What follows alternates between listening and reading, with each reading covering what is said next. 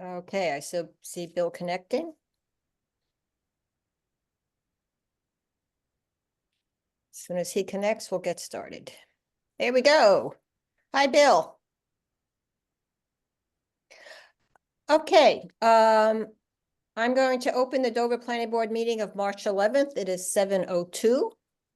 I'm Carol Lisbon, Chair of the Planning Board.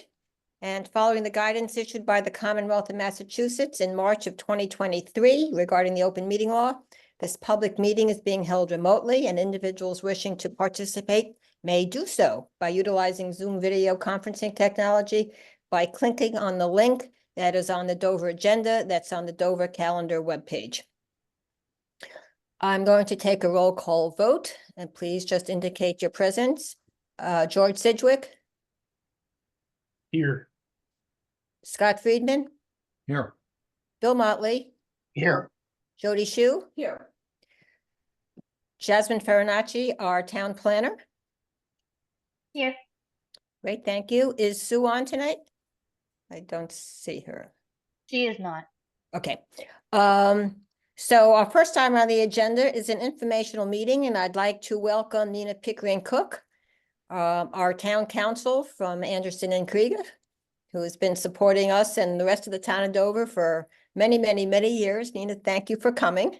Of course, happy to be here. And this is an opportunity for the planning board members to pick Nina's brain. We had a couple of topics that over the last couple of months, we know that you've expressed some interest in getting a little bit more education on, which is the A&R process, and then the whole issue of regulations versus bylaws. But I'm sure there might be other areas of interest. So don't have a huge meeting tonight, so we'll let this conversation go as long as there are questions for Nina. So with Great. that, I will turn it over to Nina. Thank you, Carol. I think I certainly know Jody and Bill and Scott and George. I'm not sure if we've met before, but nice to meet you. I think I'm going to start just generally talking about the difference between regulations and bylaws as people are starting to think about town meeting and warrants for town meeting. And then I do have some presentation materials and some actual training to take you through for A&R, which is a bit more specific. So written training materials are more useful there.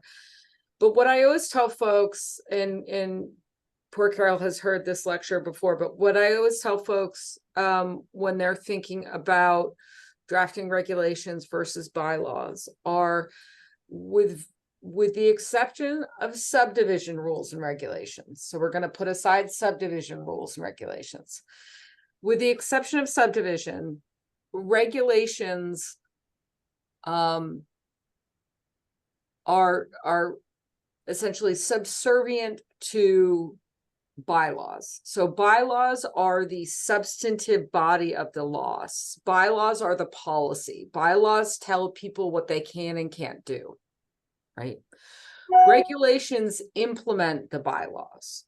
So regulations are more administrative. Regulations, a bylaw may say, a non-conforming use cannot increase by more than 25% without getting a special permit from the zoning board, right? That's a bylaw that tells you who can do what. The regulations may say, in order to prove to the zoning bylaw you're not increasing the nonconformity by more than 25%, you need to submit plans showing X, Y, and Z of this scale and this amount of detail, right? That's the administrative implementation of the policy that's put forth in the zoning bylaw. So when you think about, and the important distinction for most folks, and certainly for municipal lawyers, is bylaws must be approved by town meeting. And as I think all of you know, zoning bylaws must be approved by 2/3 majority at town meeting.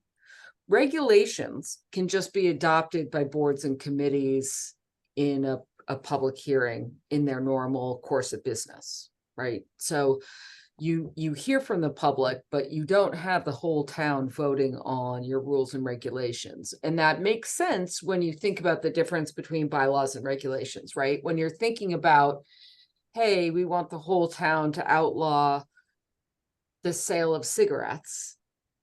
Do you want just the 3 members of the Board of Health to be able to do that through rule or regulation, or do you want town meeting to vote on that writ large? So there are different boards and committees have different purviews, but in general, that breakdown between bylaws and regulations are kind of a good rule of thumb to use when thinking about what can you do with a bylaw versus a regulation. So I'll pause there and take any questions from you guys on that stuff. Jody. So you brought up the point of, let's say cigarette sales. Who, could you say, I think I want that to be a regulation? And then who pushes back on that? So I walked right into this one because the Board of Health actually can do quite a bit by regulation. That's why I said some boards of health are different. Typically, if a town is going to do something like a ban, let's take marijuana, for example. Dover has a ban on retail sale of marijuana, or it used to, before legalization. That ban is put in place by a general bylaw. You could not do that ban by regulation. So who would challenge that would be Susie Smith wants to put in a pot shop in Dover Center. The Board of Health at their Thursday night meeting passed a regulation saying we don't want pot shops in Dover. And the company would or business would come in and say, I'm applying for my business license because there's nothing that's preventing me from doing that. A regulation doesn't have the authority to restrict where I operate my business because it's not a bylaw. So it would just lead to a lawsuit, essentially.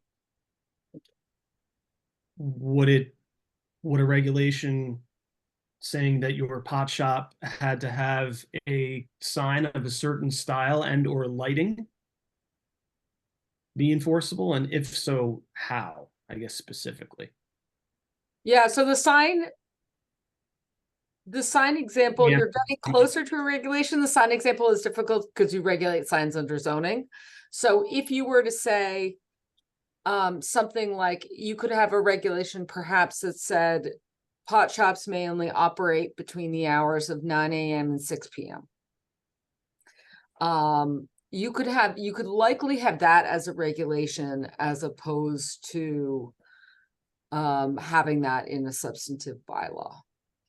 Because you're still allowing the operation, this is just administratively how you're controlling the use, right? We don't have Whether or any. not you can do it, it's how you do it. I'm sorry?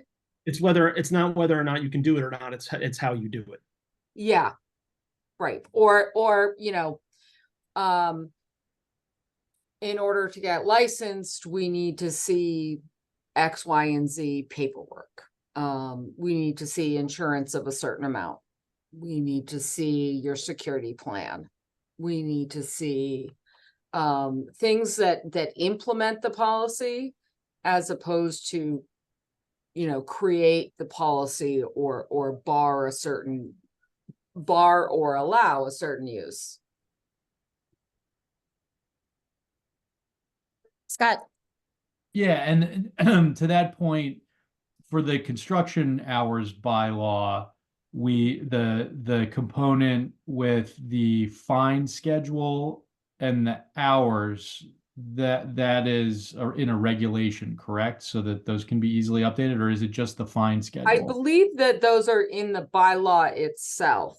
Because in that case, the construction hours bylaw, the whole policy is when you can do it. So the hours need to be in the bylaw. Incidental, yeah. Yeah. What about the fine schedule though?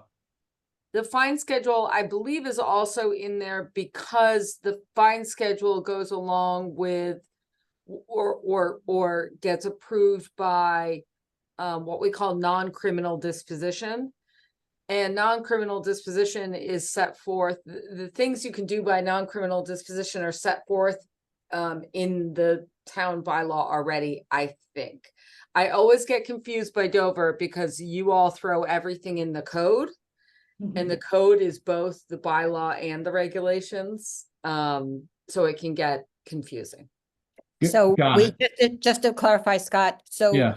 we, in the bylaw, for the construction hours, we reference, I believe it's chapter 20 of our general bylaw, which gets into the fines and the non-criminal stuff. Oh, And okay, I so, think, Nina, that was an issue that we were getting to talk about relative to the stormwater bylaw, which also might have some fines in it. Right, and that will reference the same section. so if we do in fact update the fine schedule going forward, we're gonna need to present that at town meeting. That's not something we'll be able to do. Right. independently. Yeah. Okay. Typically, the Board of Selectmen are they're the ones that can they implement the fee schedule for most things, the fees for licenses and permits and things like that. And they can do that without town meeting approval. When you're talking about something punitive like a fine, most people feel much more comfortable to have that voted on by the town writ large, and to make sure it's kind of memorialized so that anyone coming into the town can pick up the bylaws and see, okay, this is the rules I'm playing under. Okay, all right, so, So these are not, these are great examples. These are not, completely black and white issues, and some of it has been determined by various traditions and towns, right? The town a long time ago could have said, we're gonna allow non-criminal disposition by our boards and committees, subject to the approval of rules and regulations of those boards and committees, and then each board and committee could vote on them. But that's not the way it's unfolded in Dover. In Dover, you lay them out in the bylaw. So that's why they're there. that's helpful, thank you. Carol, I will clarify, that was in the final bullet point on the first slide. Yeah, I So know. I'll make sure it's clear that we're gonna have to, we'll be gathering and reviewing the data on a recurring basis, but if in the event that we decide we want to change something, we'll need to present that again at town meeting. Yeah, you might just want to state the first phrase and forget about changing it. Then we'll just be reviewing it, and keep Okay. tracking of it and analyzing it. So anyway, but yeah, and it also provides consistency, though. So there's consistency between some of the Concom and some of the Board of Health and some of the planning board fines and so forth. I'm not sure it's healthy to get one board or commission way out of line with everything else unless it's a very egregious type of issue. So perhaps we can link this discussion on Bill, did you have a question? I just have one quick question without with not going too deep, but you raised two other items that just I wanted to understand how they play in. They were how are codes defined and how are rules defined relative to regulation and bylaw? Is one synonymous to the other, or are they all Yes. separate things? Rules and regulations are the same things. Some boards pass regulations, some boards pass rules and regulations. I think if you talk to kind of a legal historian, they would say rules would be, the rules that your board or committee set out for themselves. Thank you. Okay, great. But there's no hardcore meaning behind rules versus regulations. Same thing with the code. So what Dover calls the code really is just a technological software benefit that you all have taken advantage of. So instead of constantly having to post new bylaws and things on your own webpage, you outsource it to a company called Code 360, and they put all your regulations and all your bylaws in what they call the Dover Code, and it's very easily accessed online, and it's searchable, and it's great. And you and probably 150 other towns in Massachusetts use it. But it is not, it's not so Dover will often call it the code, but there's no legal distinction. The legal distinction is still you have bylaws that are authorized by statute, and you have rules and regulations that are authorized by local boards and So committees. it's kind of like a depository of where all these rules and regulations reside. Right, right. So you'll see if, for instance, if you're looking at warrant articles, you'll never see a warrant article that talks about amending the code. You'll see a warrant article that talks about amending the zoning bylaw or amending the general bylaw. And then it may talk about renumbering the Dover code to make it consistent. But the code itself is not a legal document. Thank you. So Bill, in our specific case, chapter 185 of the Dover bylaws is our zoning code. Chapter 245 of the town code has all the planning board regulations. Okay. Okay, thank you. Think I can wrap my head around that. Is there anything other than the general bylaw and the zoning bylaw, or are those just the two groups? A lot of towns have those are the two groups. Many towns have a charter. You'll hear people talk about a charter or charter commission. Dover does not have a charter. All of your kind of governance documents are laid out in the general bylaw. So this year's solar bylaw, hopefully, is a zoning bylaw. But the construction hours bylaw is a general bylaw, will require only 50%. The stormwater bylaw is a general bylaw that only requires 50%.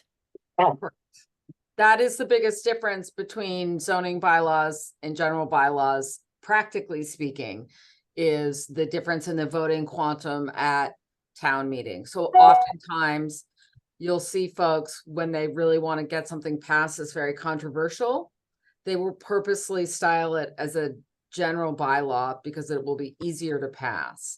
So many towns around the state are certainly a lot of towns that have a lot of resort travel and vacation travel. They've had a lot of trouble passing short-term rental bylaw stuff. So they've been trying to do that by general bylaw as opposed to a zoning bylaw, because the zoning bylaw needs 2/3 and it's having a hard time passing. So that's just an example of trying to figure out where things properly lie between those two. And the more issues that have come up recently, like short-term rentals or marijuana use, there's been some flexibility in playing between using the general bylaw versus the zoning bylaw. And if you remember last year when we passed the ADU bylaw, we were able to do it at 50%, even though it's a zoning bylaw, because we adhered to specific terms that the state said, if you adhere to this, I think it was the 900 square feet, right? Then you can only do it at 50%. That was a way to. That's the housing choice, the MBTA zoning. Yep. Okay, so that's interesting though, that you said the construction bylaw would be a general bylaw. Why is the planning board presenting a general bylaw? Because Walter didn't really have the capacity to put together a bylaw, so he asked if we would do him a favor and put it together. So we said, sure. Fair enough. Good question. Scott, was that a So- thumbs up or a question? I was just a thumbs up. Happy to help Thumbs up. Walter. He's a good man. Okay. So could we just briefly, so later on in the meeting, we're going to be looking at the a draft of the small and medium scale solar array bylaw. Okay, and we haven't had a chance yet to meet with Nina on this, and maybe I don't know, Nina, if you have time later. I mean, if you've looked at it and we have time later, maybe no. Okay, fine. Next time we meet, just check. But that's a case where we looked at the large scale zoning bylaw that we currently have on the books, which was created when we were doing the large commercial solar array by the transfer station. So we needed in a large scale solar array bylaw, and we did an overlay district for that. And that bylaw is pages and pages because it contains here's all the documentation you need, here are the certifications you need, all that kind of stuff theoretically, right, Nina, could go into a regulation. Yep. So what you're gonna see later is Jasmine and I took a bylaw that is pages and pages for large scale, and culled it down to basically a 1.5 page bylaw, which states that regulations will be established. And it's those regulations that get into really most of the content of the large scale bylaw. So it goes back to Nina's comment earlier tonight that Dover's had a tendency to put everything in bylaws. Great. Yeah, I think that makes sense, you know, especially if you're talking about the content of, or kind of the sufficiency of the application materials, as opposed to what is actually being proposed. I think that makes sense. Right, and the draft bylaw that Val and I, and Jasmine and a bunch of other folks in Dover on the Stormwater Task Force has looked at, the initial bylaw from the consultants is, I don't know, 10, 12 pages. And one of the things that they'll be addressing with Nina, if Kevin hasn't already, is what part of that bylaw can go into regulations. So it's the same concept. Stormwater bylaws are always, they've all been developed to be 15 pages long Yeah. somehow, but yeah, we'll talk about that as well. Kevin's been in touch with me. Great. So Nina, when we are discussing regulations, do they typically need to be approved by multiple boards, town boards, or? Nope, What- they are the planning board regulations for X, Y, and Z. This is, so we're speaking just to planning board, not necessarily zoning board of appeals, for example. Correct. Thank you. How does it work with enforceability, given the bylaw is a law, and if it points to regulations which are not laws?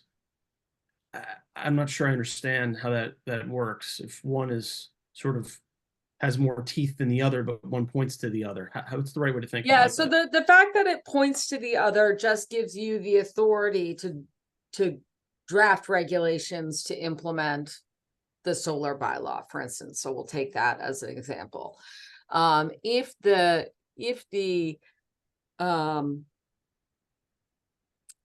planning board, if someone comes forth and presents an application to the planning board that you all deem is not complete because it doesn't comply with your regulations, you require a power purchase agreement. I'm making this up. You require a power purchase agreement to be included in your application for a special permit for a solar array. And you get an application that doesn't have that. That doesn't violate the bylaw, right? So that doesn't mean they don't get their permit. But what that means is the planning board holds a meeting and says, geez, it looks like your application is not complete. Under our regulations, we require X, Y, and Z. Please, you know, supplement your application materials and come back when it's complete. And so you can stand on your regulations as a reason to refuse to hear the application. It wouldn't be a reason to deny the application. But it's like their price of admission. Yeah, a And little bit. Nina, I believe that the clock doesn't start until the planning board deems that it has a complete application. Correct, or it opens a public hearing, whatever. It depends on what law you're doing it Yeah. under. Yep. Right.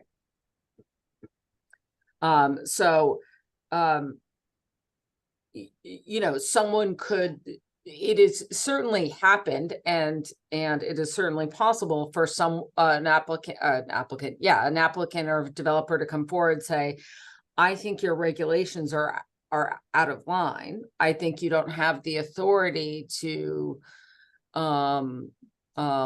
enforce the regulations that you're enforcing, right? So if you had a regulation that says you need to pay each planning board member $3,000 before we deem your application as complete, that's a regulation.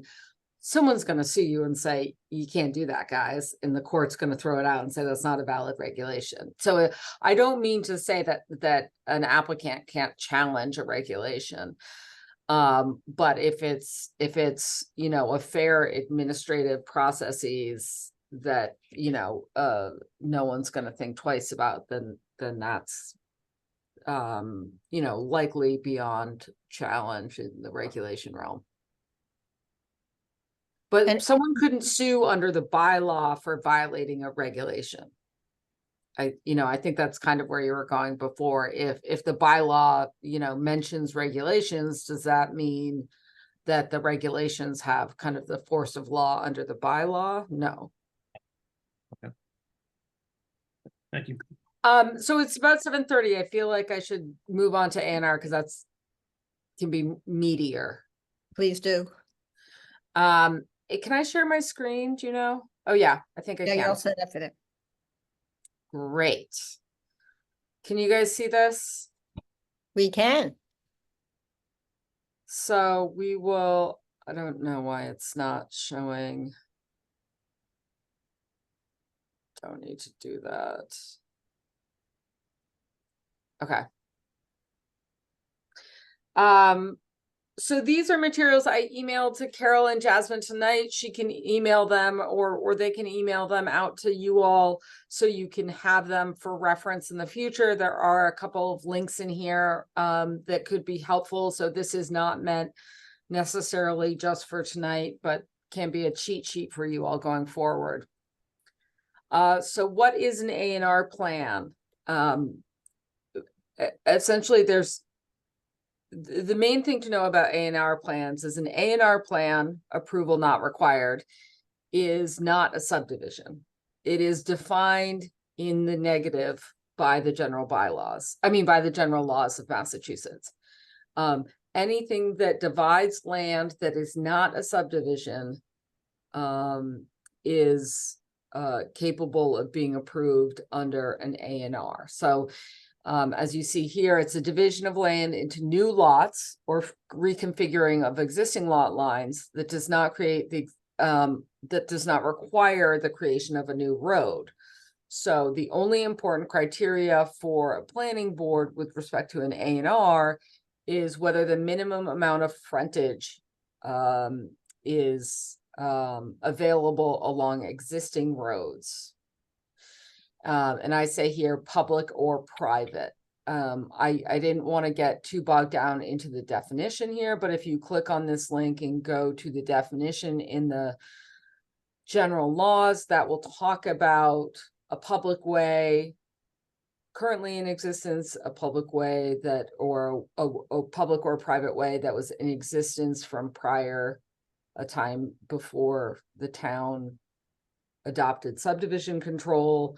And then a third way is if the way is of sufficient width and length and material that it provides access. So there are three very specific definitions that or ways in which you can find, along which you can find frontage, and that's at this link.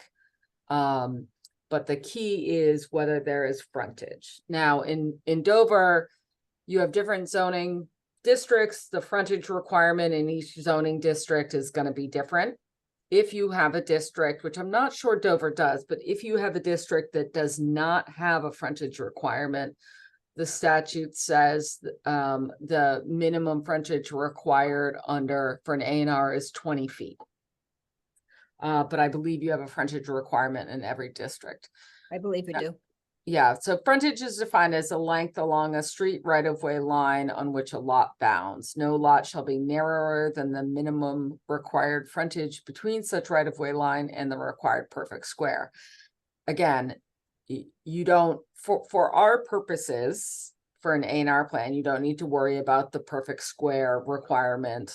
All you need to worry about is that distance along the frontage and whether it provides actual access to the lot, as I'll get into in a minute.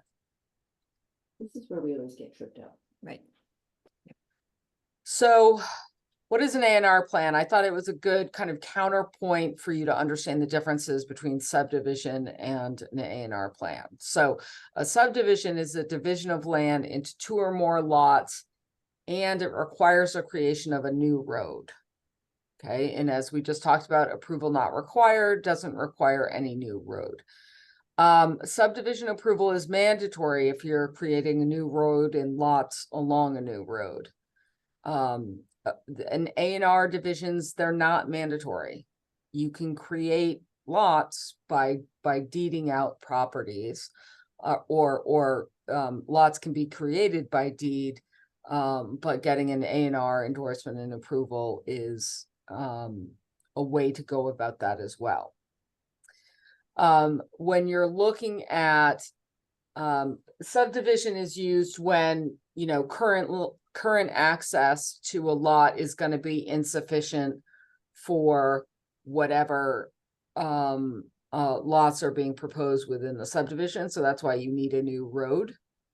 And as you likely know, it requires a fulsome public review process. There's a great deal of discretion by the planning board in the review and approval, and you're looking at access and drainage and other aspects of the utilities when you're reviewing for subdivision approval. You have none of that for approval not required plans. There's no public hearing, there's no abutter notification, it's just a majority vote. You need to act within 21 days, or the A&R is deemed constructively approved. Okay, so someone applies for A&R approval, you have a clock ticking of 21 days. So you need to, that's where, you know, the staff help becomes incredibly important there. There are very limited appeal rights. If an applicant is upset about the planning board decision with an A&R plan, they can only be appealed where the plan requires approval as a subdivision. So usually someone comes forth with an A&R plan, the only reason a planning board would deny it is because they say there's not enough frontage here, you got to do a subdivision. So that's usually the only reason that the planning board is going to be able to deny it. So the limited appeal rights is kind of most important when you're thinking about if you have neighbors that are upset, right? You have a neighbor that's upset that their neighbor is doing an A&R plan for 3 lots, which used to just be 1 lot along this way, and they want to appeal your decision to endorse the plan. There is no option for them to appeal that planning board endorsement. Only the applicant can.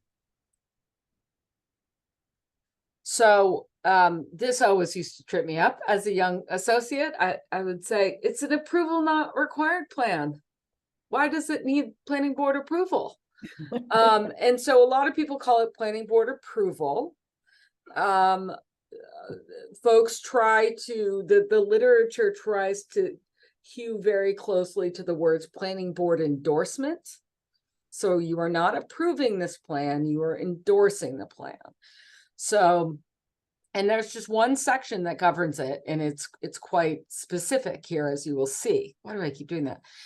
If the board finds the plan does not require such approval, which means subdivision, it shall forthwith, which is the state legislature saying, planning board, you have to do this, without a public hearing, endorse thereon or cause to be endorsed thereon by a person authorized by it, the words, quote, approval for this under the subdivision control law not required, unquote, or words of similar import with appropriate name or names signed thereto, and such endorsement shall be conclusive on all persons. Such endorsement shall not be withheld unless such plan shows a subdivision. So that is telling the planning board, hey, you guys have to endorse this unless you find that it shows a subdivision. If it shows a subdivision, then you don't have to endorse it. You go back to the applicant, you say, hey buddy, this shows a subdivision, bring us a preliminary plan or a definitive plan. I know that this, a couple of the other issues that often get caught up here. This is not a whole scale review and approval of anything this developer is doing on this land, right? This is just saying these lots have enough frontage. So endorsing an A&R plan does not relieve the applicant of their responsibility to seek approval from other regulatory bodies, right? So this is not a comprehensive permit. This is not go forth and build a 6-story house. This is, these lot lines are okay with respect to frontage and access. That's all an A&R plan says. So Nina, oh, go ahead, Carol. Sorry, it's Jody. I'm just don't have my mic on.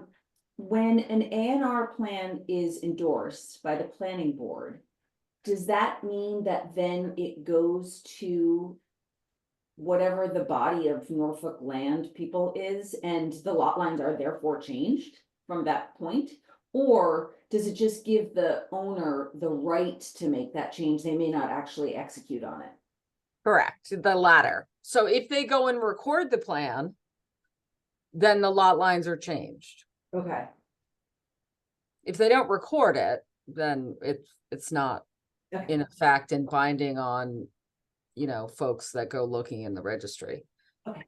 So when we were addressing the Corrigan Havens Terrace project, and I don't remember the specifics, but by definition, that was a subdivision, correct? Not an A&R.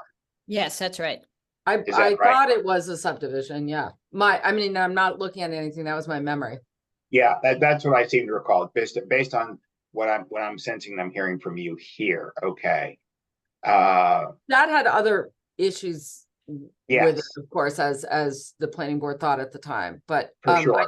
I think these last two issues are really where most of the case law about A&R work comes in, and where they're the kind of traps for the unwary planning boards, which is, you know, can we deny it if there is not actual access to the lots?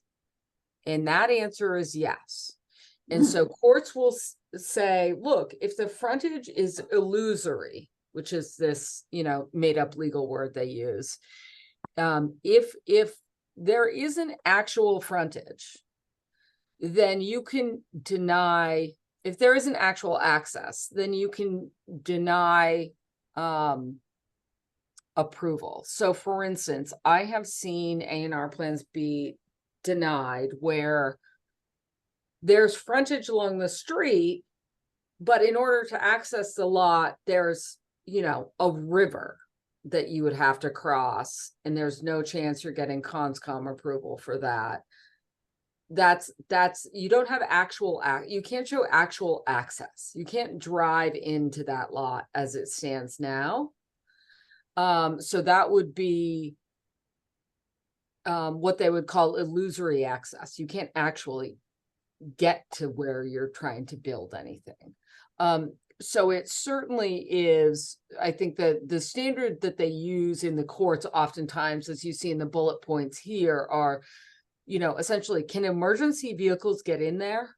Because if not, that's not real access. So if there's a 5-foot strip that gets around a mountain that is along the side of the road, and you say, I have access through that 5-foot strip, no, you don't, because police and fire and other folks could not actually access within there. And oftentimes this comes up many times in Massachusetts, which is, I'm sure you guys have seen, there are lots of old plans around everywhere. And there are lots of plans that will show roads that were never actually built. And so people will come in with old plans that say, look, it says Pickering Cook Lane, and I have it on a plan, and it's dated in, you know, 1927. And it's on my property, so I can divide my property by an A&R. I don't have to do a subdivision plan. And what you can say is you can say, okay, show me that this road actually exists on the ground. You know, show me it's of a certain width and a certain makeup that it can withstand emergency vehicle access, and then we'll approve the A&R or endorse the A&R. But if there's just a paper road, meaning there's nothing on the ground built, you all can refuse to endorse an A&R plan on that ground. So really the only key is there frontage and is there actual access for this way? And those are really the focus of everything you're going to look at when looking at an A&R plan. So your purview is very specific and very circumscribed.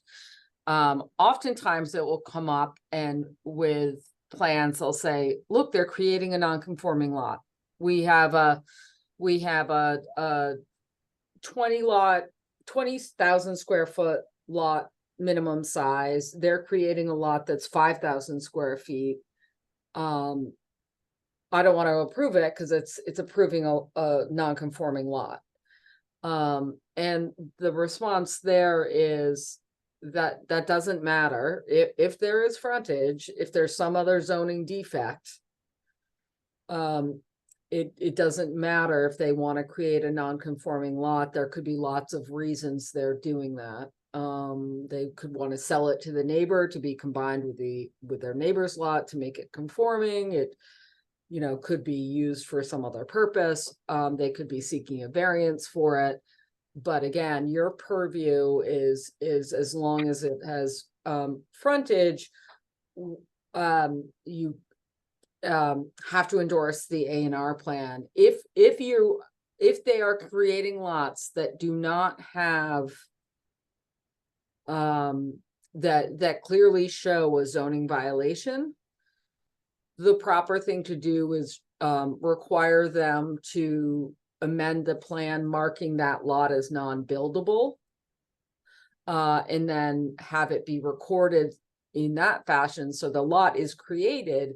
It's just when someone goes to the registry, they will see it's marked, hey, this is non-buildable, unless you get obviously some other approval or a variance.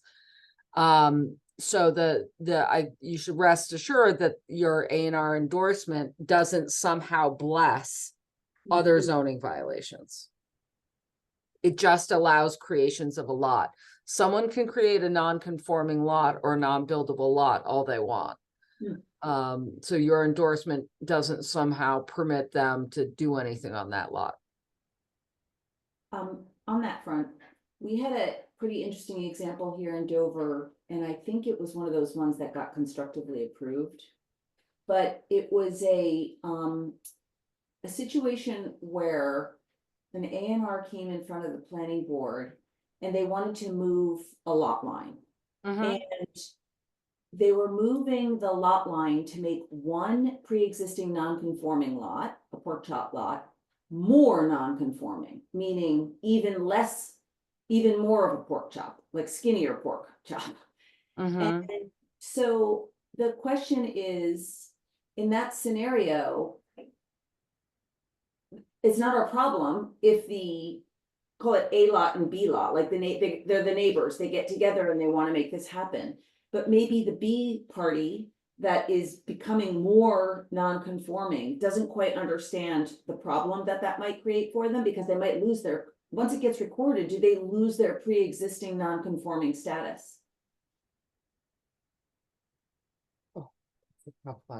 This is a question that came up for me personally, and then it was weird because it came up on this property that came before the planning board.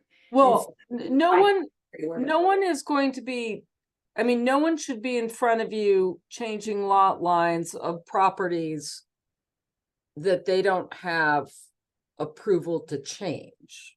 No, right? it was like the two parties got together.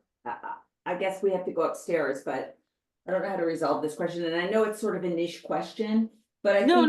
no, it's a good one though. I think in Dover it will come up because we have enough pre-existing non-conforming pork chop lots. They're no longer allowed. And if you change your lot line and record it, this is the legal advice we got, then you are now no longer non-conforming. You are pre-existing non-conforming. You are in a legal lot. And you can't Right. build on it. So anyway, We have I to run think- upstairs. We'll be back. Sorry. Maybe we can just hold off the continuation of this conversation until Jody and I get back and I'll answer other questions. everybody else go on. Right. great. Thank you. Yep, yep, you. 'cause that does get into specifics. Yeah, I know. I don't Um, want to be off the rails on that topic, but I think it's interesting. the only other thing I was gonna make sure you guys are aware of is there is this thing called the A&R handbook that the state DHCD, it's now has a different acronym that's even longer and harder to remember as the state is wont to do. But it used to be DHCD. They put out an A&R handbook that I've linked for you here. That goes through a lot of these questions, and it goes through a lot of the case law to try to help boards and figure out these questions, like the one that Carol and folks are asking, because as you can see from the question, these things have so many different iterations, and obviously all of the different circumstances haven't been litigated in court yet. So you just take guidance from the facts of the cases that have been decided. And so this handbook has a lot of the facts of those other cases that you all can read through and see if there are any that are sufficiently similar to the questions you're being presented at the time. But let me pause here and see if the rest of you have questions on A&R stuff.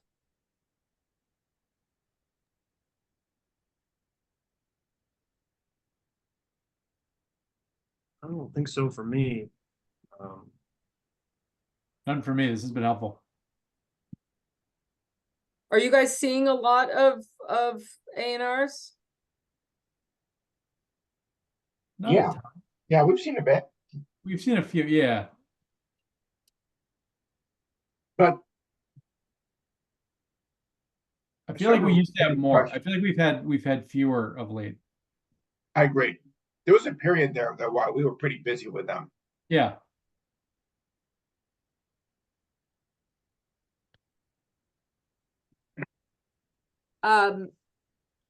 Yeah, so they should, I mean, again, the intention is you've got a very small purview, you've got a very short period of time. This should be, you know, kind of a more of a staff thing that they just put in front of you and say, here's an A&R, it seems to meet the criteria, or it doesn't meet the criteria. I've gone out and looked, there is actual access to the site. You know, that's, you know, you can have essentially a list of questions or a checklist that you can run down for every A&R plan. So you can process them quickly so that you don't get bogged down in some of the other zoning related questions that are really easy to get bogged down in, right? Why are you moving these lot lines? What are you doing here? Are you proposing a new use? Are you doing X, Y, and Z? You know, all of that is fascinating, but it's not legally relevant for A&R approval. So Nina, these conditions that are stated are in this A&R, are these bylaw, part of a bylaw, or are these considered regulation? Neither. They're state law. They So are again, state law. yeah, we didn't go through the hierarchy, including state law, but the reference here to general laws, chapter 41, section 81P. There you go. That's a state law. So, and state law doesn't necessarily always trump local bylaw, but your local bylaw can't conflict with state law. So usually you think of it, you know, and state laws can't conflict with federal laws that govern in that area. right? So One is subordinated trickles down. technically, subordinated under the other. Correct. If they are governing the same area or issue, correct. The state does give cities and towns some leeway in certain areas to say, we don't regulate this, go off and do what you want, like, right? So for zoning, you make your own rules for zoning for the Yeah. most part. But there are some issues where more consistency was required, so the subdivision control law is one of those. So if I can digress for 1 second, one of the issues that came up when we were dealing with that Haven Terrace issue was that Haven Terrace is a cul-de-sac. And the question came up, do we permit in this town a cul-de-sac off of a cul-de-sac? And that was something that kind of got battered around, whether it was, and no one really seemed to know whether we allowed for that. And so if we ever wanted to clarify that issue, does that become, should that be defined? Is that sort of, do we follow the state, the Mass General laws, or can the town of Dover step in and say, no, we're going to have our own specific, regulate or law, or rule, or whatever it is that precludes that? Yeah, so that would normally be done under the subdivision rules and regulations. So all of that stuff I said earlier about regulations being administrative and implementing policy of the bylaw. As I said earlier, the one exception is subdivision control. Subdivision control, your regulations are allowed by state statute to be substantive. So okay, that's helpful. So your subdivision rules and regulations kind of have a different legal authority and legal blessing from the state than if you were passing rules and regulations about the construction hours bylaw, for instance. So you could create, and I think there are places in your subdivision rules and regulations which set forth, the well, I don't remember if it's yours or another town, but they'll often have a maximum length of a one-way street, or a maximum length of a street that only has one form of egress. Okay. And so like- if that individual town sets forth those sort of, are those bylaws, or are those? It's a rule or regulation, but you can deny subdivision approval on that basis. If Based it's on if it's in your rule and regulation. So I think the issue you came up with before is there was nothing set forth in the rules and regulations which said you can't do a cul-de-sac on a cul-de-sac on a cul-de-sac. Thank you. That's very helpful.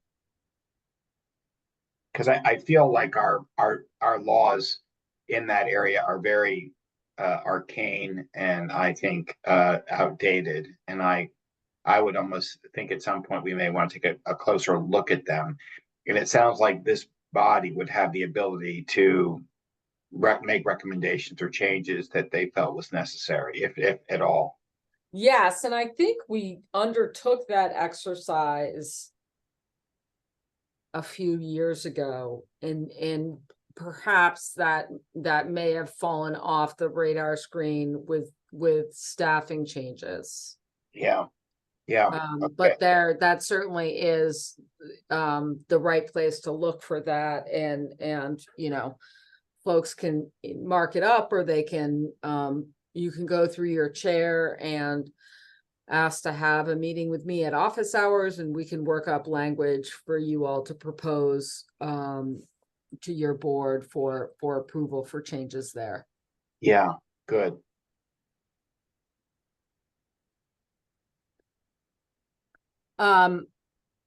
What time? We're just about at 8 o'clock. Are you all just going to wait for Carol to get back, or did you want to go forward with the rest of the meeting?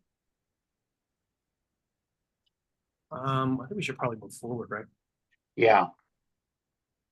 Yeah. So why don't I can catch up,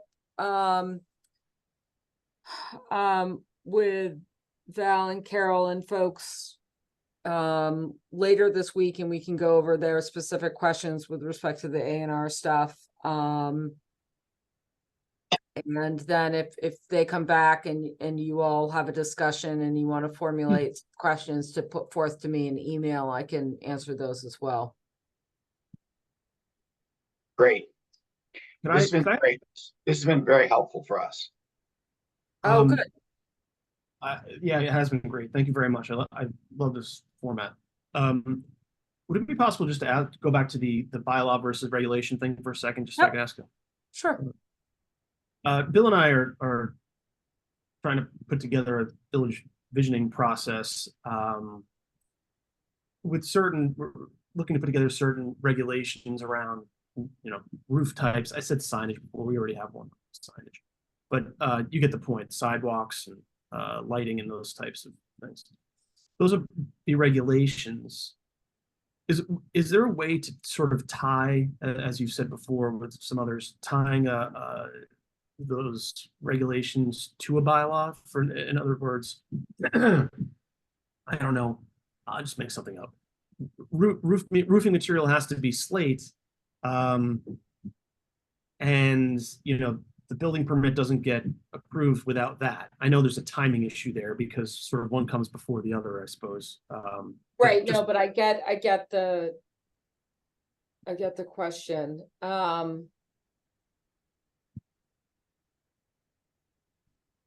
And or how do you see these things being done elsewhere? So you're not gonna be able to do that through a regulation. What you're talking about, these kind of any substantive thing where you're saying you can do this, you can't do that, you must do this, you shall not do that, usually we'll have to go into a bylaw. So how we see that working in other places that have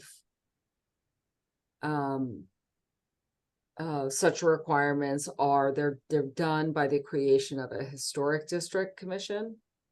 And you create a historic district, and then the historic district is authorized by state law to impose specific requirements on exterior architectural features. That's what they're called. So if they want to say, if you create a sidewalk in front of your house, it shall be all brick, for instance, that would need to be done through a historic district commission, likely. That's not something you all can do by regulation.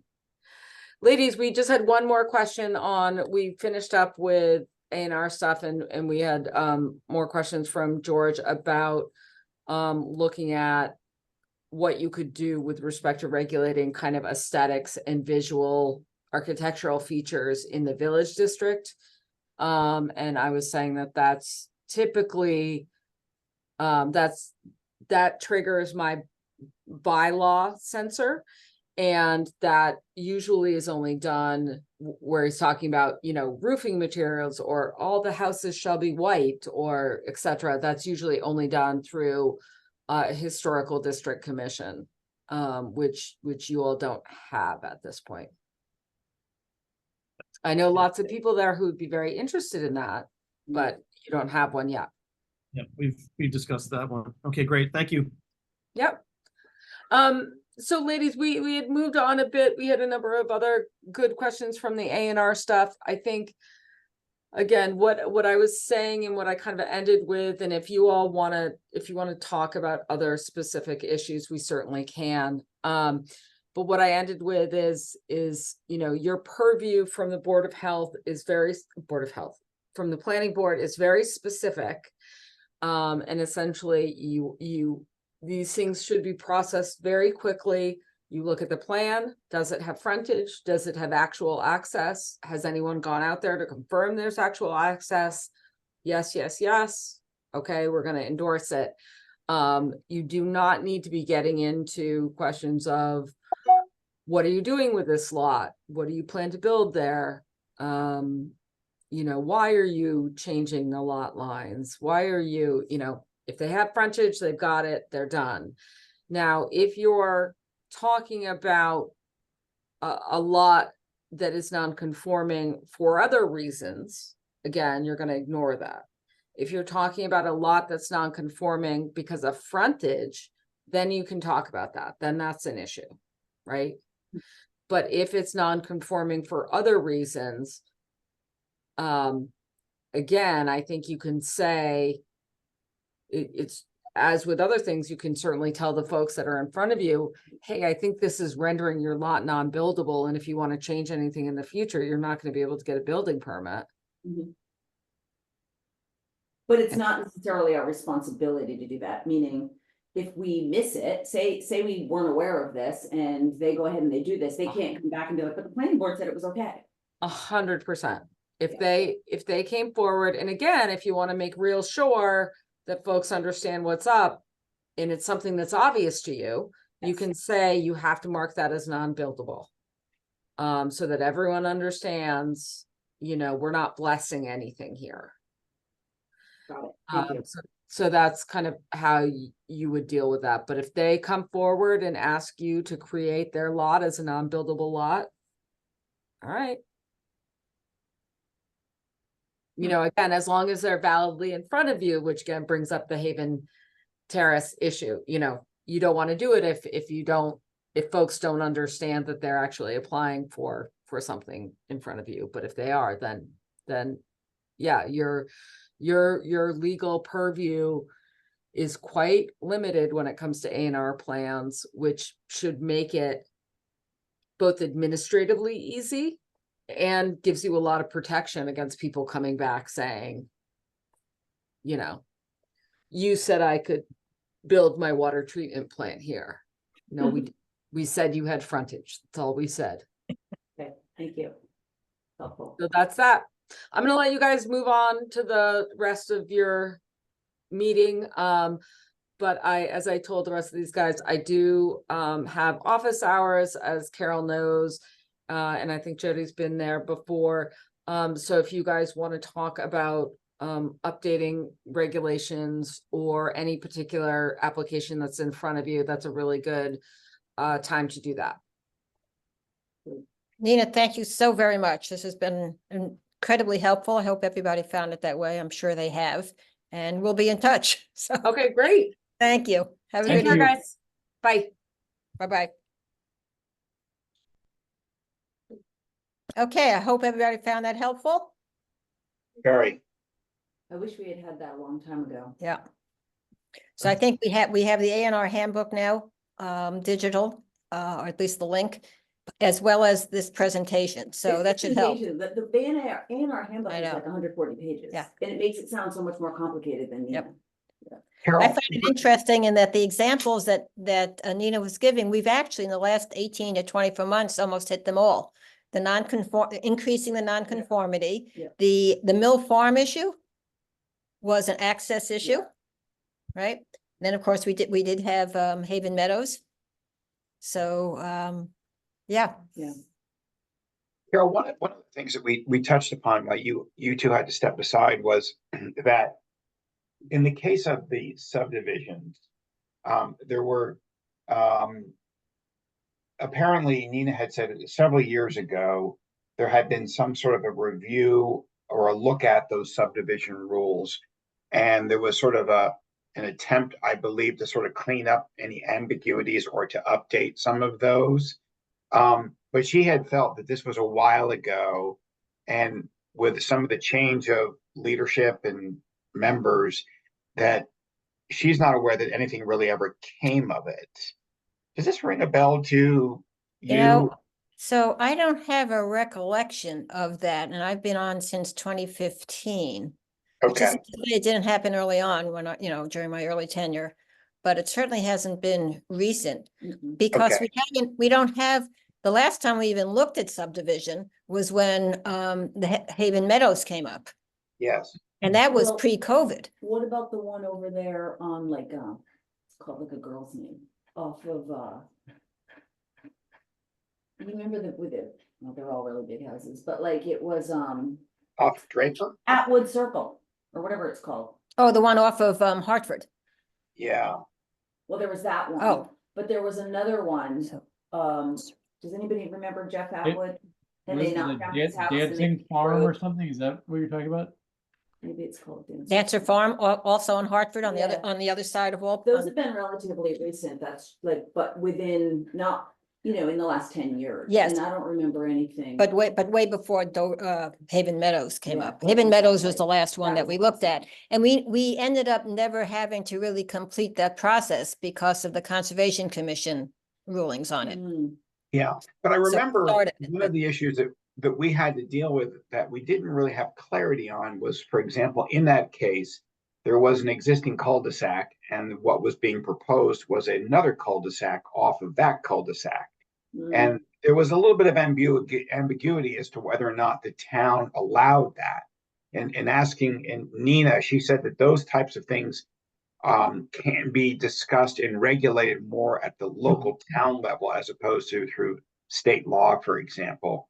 And I do wonder, as large parcels do come up from time to time for development, whether or not where we're getting a little more organized, although we still have plenty on our agenda, but this might be something we may want to take a closer look at again, just to make sure that we can provide clarity on some of these items to avoid future confusions. So that specific item, as you mentioned again, Bill, I sort of remember that, and this is when Carol Cherico was chair, Hmm. that we did was either, maybe a regulation or a definition that discussed dead-end roads, Mm. meaning cul-de-sacs, and we addressed the issue that you just raised. Hmm. And it So- had to do with distances and so forth. I can't remember the details, but I know it's in writing somewhere in the town code. You do, okay, Yeah. okay. um, So, But, so. but it's a good point, because as these things come up, you'll sort of look, this, without a full diagnostic of the bylaws, Right. we can only react to issues when we see them Correct. at this point. If we have the luxury of time at some point in the future, we may want to do that, but we're still sort of drinking from a fire hydrant here, so. Yeah, But something to think about. yep, Yeah. no, absolutely, it's a good point. Any other questions or comments coming from Nina's hour with us? No, that was helpful. That's super helpful. Okay, great. So, every couple of months, every quarter, every half year, whatever it is, if things start to come up, Nina, I think Nina's great and she'll come back. So, just let Jasmine or me know, over time, whether there are other topics. Also, I think I had forgotten that she has office hours, Yes, because it's worth popping into it if you have a question about like a specific thing you're working on. It So- never occurs to me to think. yeah. to do So, that. and this year she's got a much more structured arrangement with the town. So she basically has office hours once a month. Hmm. And we've taken advantage of it. Jasmine and I have taken advantage of it. But again, we'll let you all know. So that if there are either topics that you'd like us to address, or you'd like to participate as well, then we can arrange that. Anything else before we move on? Okay, item number should be 2 on our agenda is approval of the February 26th minutes, which Jasmine has just put up on the screen. I hope you've all had a chance to look at it. Are there any changes or edits that anybody has? If not, I move to accept the minutes of March 11th as submitted. Do I hear a second? Second, Okay, all in favor, Jody, yes. George, Yes. Scott, Yes. Bill, Yes. and Carol, yes. Okay. Next, we have town planner updates. And I think we'll start with the stormwater bylaw. Although Carol, I think you know more than I do at this point, because Okay. last stormwater meeting I was not in attendance at, and Carol was, and I know that this afternoon Val, unfortunately, who isn't here, and Yeah, and Kevin McCabe and forgive me, Janet. Janet Bowser. Yeah. had Okay. met to discuss the slides that they're going to be showing it to the warrant committee. But outside of that, I don't know when their next Okay. meeting is scheduled to or how that meeting ended. Okay, so over the last week and a half, the stormwater team, which has been Val, me, Janet Bowser for the Conservation Commission, Kevin McCabe, Director of the DPW, Mike Angieri, our town engineer, and Walter Avalone, our building inspector, have had 2 meetings with Tata and Howard, the consultants that were hired by Kevin to put together a stormwater bylaw. And in those 4 hours of meetings, we went through a, I don't know, 13, 15, 18-page bylaw, word by word, line by line. I would say that Val and Janet were indispensable and had many, many suggestions. There was significant amount of work to be done on the draft. As of our meeting last Wednesday, I think we have a draft now that's worthy of going to Nina for review. And as I said earlier tonight, the expectation would be that we would be working with Nina to reduce the stormwater bylaw itself and put a lot of the stuff that's in it into a regulation. Obviously, the stormwater bylaw involves the Conservation Commission. So the stormwater bylaw is going to be addressing what's called the MS4 requirements, which I think is state and federal, which has to do with the discharge of polluted water. Then there's a erosion control section, and then there's a stormwater management section. So Val and the tree committee have been working on this for, well, the first email we got about this was back in January 2023. So we're into month 15 of getting this done. And the tree committee has really been looking at modern state-of-the-art best practices type of stormwater bylaws, Brookline being an excellent example, as Val has said, that use not only mechanical and construction things like, you know, culverts and drains and that to address it, but to use natural resources, you know, tree preservation, swales, those types of issues. And I think without Val and tree committee input, we would have had a stormwater bylaw that probably looked more like something from, you know, 1980 than in 2024. So, and Janet's involvement and her knowledge of what's going on in other towns has also been indispensable. So this is going to be a bylaw at town meeting. It is a Board of Selectmen / DPW bylaw. It is not a planning bylaw. It's a general bylaw, as we were talking about before, so it's a 50% bylaw. And it will be presented at both the open hearing on March 18th, the warrant committee open hearing, and then a town meeting by someone other than a planning board member or Val at this point. So it will either be Janet or maybe a selectman.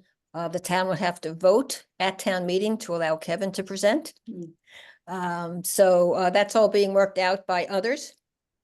But rest assured that there's been an awful lot of wonderful input from Val and her tree committee. So that's where we are on that. And now we can go to the solar array, which is in our domain. So Jasmine, if you could pull that stuff up. So as I mentioned before, we started off with just taking the large scale solar bylaw, changing large scale to small and medium, and making a few little changes, and then said, why are we doing that? That's not the style that we're trying to use now. So we have a much smaller bylaw, actually tailored after the one in Lexington. And it basically just goes through the purpose. It defines what they are, which is actually definitions from Mass General Law, which I assume probably is also federal law, but definitely Mass General Law. That's the based upon the kilowatts. And you know, we make it clear that this is a bylaw that is there to promote and manage the installation, not to prohibit the installation, which is actually against Mass General Law as well, and not something that some of us would want anyway. But as we worked on even the simple part of it, we got into some policy questions. So let's see, Jasmine, could you go down to, so I'm sorry, go up just a bit for a second. So this whole question of bylaw and regulations, you'll see under section D 2. The planning board may adopt regulations providing for the maintenance and eventual removal of small and medium scale systems. Then D1, that just says we can adopt regulations for reasonable design standards for solar energies. So this is exactly what we were talking about earlier, was taking a general policy which says we allow small and medium. And in the regulations, we have all the details. Mhm. I love that. And also, when especially when you're talking about small ones, because the devil's in the details with these bylaws, right? So what happens if somebody wants to put a lamp post out at the end of their driveway with a little solar power panel up there? So it's less than 10 kilowatts. So it's a small ground mounted array. We certainly don't want to have to go through a site plan review or any of that kind of stuff. And that's why we put in D4, which said the permit granting authorities may waive any standards in this bylaw which are not reasonable as applied in a particular case or which effectively prohibit the protected use. Hmm. So we'll make it easy. It's not going to be a burden to anybody, and it allows us to use common sense. Now we can go to the policy issues. Thanks, Jasmine. Problem. So right now, there's nothing in our table of use, 185.10, that refers to small and medium ground mounted solar arrays. So we have to add something to that. And of course, this is now, the issue is, what do we say? So A means approved, and R under site plan means required by planning board. The question comes up, do we want to? Wait, sorry. Yeah. Are you saying that a site plan is required for every Yes. district? Okay. Yep. So the question comes up, is this what we want? Do we want to allow small and medium solar arrays in every single one of our districts? So the first three are R1 and R2 are residential districts. C is conservation. O is open or official space. And then we have, business, manufacturing, medical professional, and off the top of my head, I don't remember what RM is.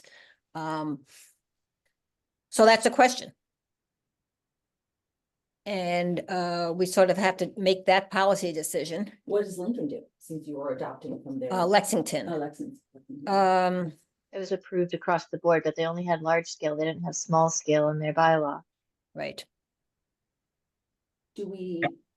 Okay. and their use table, sorry. We haven't found a lot of towns that have small or medium in their bylaws. They've been really No. addressing large scale. Hmm. Did you find any, Jasmine? Nothing comes to mind immediately. Nothing in a use table. I found Okay. definitions, but Right. nothing in their use Nothing in a use tables, table. no. Yeah. Only large scale. Especially smaller, I think R and R1, are those 1 acre zoning? Yes. So if you. Well, R is less than 1 acre. Okay, so in those two, I'm just trying to imagine from an owner perspective, your neighbor's gonna put this thing. And it looks really ugly, and they have a 3/4 acre lot, and you're gonna be able to see it from your kitchen window. And you're like, what? That would be the downside. Yep. Um, So remember also that even now, without a bylaw, ground mounted solar arrays, so either on the ground or on a pole, are considered structures. mhm, So that all the setbacks mhm, and height restrictions, for instance, that we have for structures apply. got it, So that's already a given. okay. Yeah, but can you drill down on that a little bit more, what you mean? So in other words, specifically to Jody's question, though, let's say that someone installs a structure and it's a independent mounted solar panel system that's 40 feet by 40 feet. Okay. And it rotates as the sun moves around. Do those apply? Are we? I guess what I'm trying to understand is, if something of that magnitude, do we have the right to approve or deny Right. something like that? Would that fall under our purview of being able to provide comment? Depends what we do right here on table of use. This right now, yeah, Right, okay. because remember, right now, we're saying that everything only requires site plan review. Site Yeah. plan review, as you all know, doesn't allow us to deny. It allows us to negotiate terms. Mhm. Special permit does allow us to deny. And in Dover, if you look at the table of use, in our bylaws, there are areas that require special permit. Some require a special permit by the planning board, like cell towers. But others require special permit by the ZBA. Mhm. So, I'm going to I should have prefaced this whole thing by saying, because of, chapter 40A, section 3 of Mass General Law, which not unlike the housing initiatives of the state, it's basically saying, we want, oh, look at that, it's a flower. We want solar power in Massachusetts. Mhm. So towns can't prohibit Mhm. solar arrays. You can zone though and use common sense in your zoning, but it can't prohibit. So what we need to understand from Nina, and unfortunately we couldn't do that for tonight, is how far can we go if we wanted to in either prohibiting, in other words, putting down one of these zoning categories in X, which means no, thank you. And or saying yes, but in this particular zoning area, it's going to be by Right. special permit so that we could deny, And then we would have to develop the criteria by which we would evaluate it. which would be in the regulations In the with, Yeah, right? Carol, how much more onerous is a special permit than a site plan review? Well, the regulations would be done, so a special permit does not need to be any more or less onerous than a site plan review. It could require the same criteria. The only difference is that we could say no at the end, Got it, which we got it. can't with site plan review. But it is different because we'd have criteria that would give us the no. Yes, Yes, well, yes, right, that's right. And this kind of gets around, or gets to the point that I was going to ask. And the only question I had when reading this was what it all speaks to sort of electrical production and not form function. yes. Which is my concern when I first read this, is that And not what? Form function, Dimensional. Form Physical factor. stuff. dimensional, right? Exactly, like how Factor. big is this Doesn't- thing poking in your neighbor's yard? exactly, I mean, the implicit assumption here is that electrical production manifests itself in a certain size. Well, what if it doesn't, right? Yeah. And- What if technology is such that that's exactly right. Well, I Clearly, guess. you're not going to have to worry about, because it's going to go the other way, right? As time goes on, things are going to get smaller for a certain amount of electrical output. Yeah, you're right. Right, But Mass General Law talks about, they give, they give, like, a 250 kilowatt system, which is the definition of large scale, takes up about 40,000 square feet under current technology. Hmm. Right? So over time, It'll get production smaller. will go up and area will go down. Well, since they're Yeah. considered accessory structures, does our bylaw currently? It does, I think, right, say how big an accessory structure can be on your property? Like a barn. A barn is an accessory structure, right? And that can be any size you want it to be, as long as it meets the setbacks, it's not bigger than 35 feet tall, whatever. I mean, I'm sure there's like stuff I don't understand about all that, but I think we do have. Right? Dimensional, That would sort of, this would fall under that category for qualification of a special permit. well, I don't know, I'm just thinking like, if you wanna, I know that there's dimensional guidelines for. Accessory structures. Right, like you can't have a building that's higher than 35 feet high, or the roof line, the ridge line, like we have those kind of dimensional requirements, but. Would they apply to these solar things? Yes, They would. So it couldn't be a 40-foot hulking thing. exactly. Okay. I Because think- again, not to be whatever about it, but there's a difference also between it being 100, what are just call it a 10 by 10, so 100 square feet, and then it being 1 foot wide and 10 10 feet feet long, long. 100 Yeah. feet long, right? So Right. Yeah, if these were the That's size right. of a doghouse, we wouldn't care. It's the, I think it's the same principle, right? As like sheds, like we only Right, care about. exactly. It's sort of it's not only the electrical output, but it's also the a not to exceed a certain square footage in terms of its its sort of surface area, if you will. That's what it's for. I've just sent all of you an image, and this is what my fear is.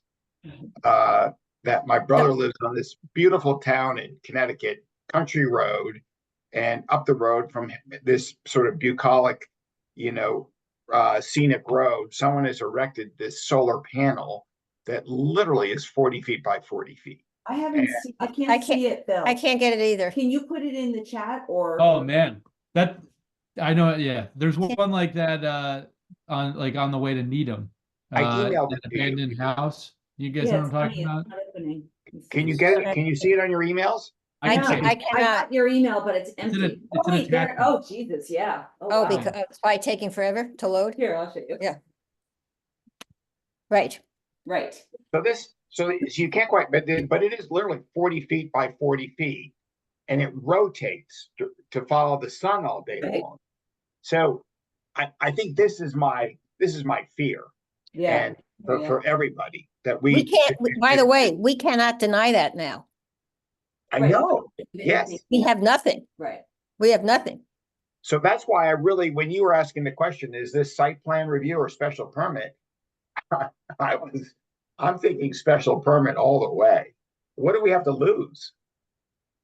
well, if I guess the way to think about it is, if the goal is to encourage these things, because we want more solar, then we would say no to site plan review, but more clarity in the bylaw or the regulations around size, right? I'm just being, Yeah. I don't necessarily know where I fall on it. If we want to have more oversight and almost by definition, make it a little bit more onerous for homeowners, and then therefore maybe discourage adoption, we would have site plan review. But either I way. think, we're gonna have I to- think we want to be encouraging it and making it less onerous, but we want to have the control Right. mechanism to make sure that Exactly. what Bill just showed doesn't Yeah. happen. Yeah. At your neighbor's- I think you worded that perfectly, Scott. So Jasmine, I know that these installations would currently fall under all of our setbacks. Does it also fall under our lot coverage definitions? Ooh, I'm gonna pull that up and check because right now we're only doing that under an accessory structure. So let me pull that up to see if accessory structures are considered in part of the lot coverage. So I thought I remember seeing something an in the accessory- state. Building the same as accessory structure 185/25. I think so. Yeah. I think so too. Minimum setbacks. Yeah. Can't project over the setback limits, corner clearances. So there's a model, here we go.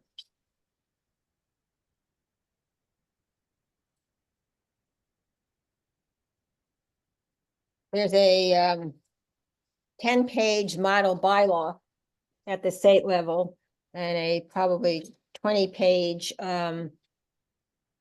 handbook on clean energy, also on the town website, on the state website. And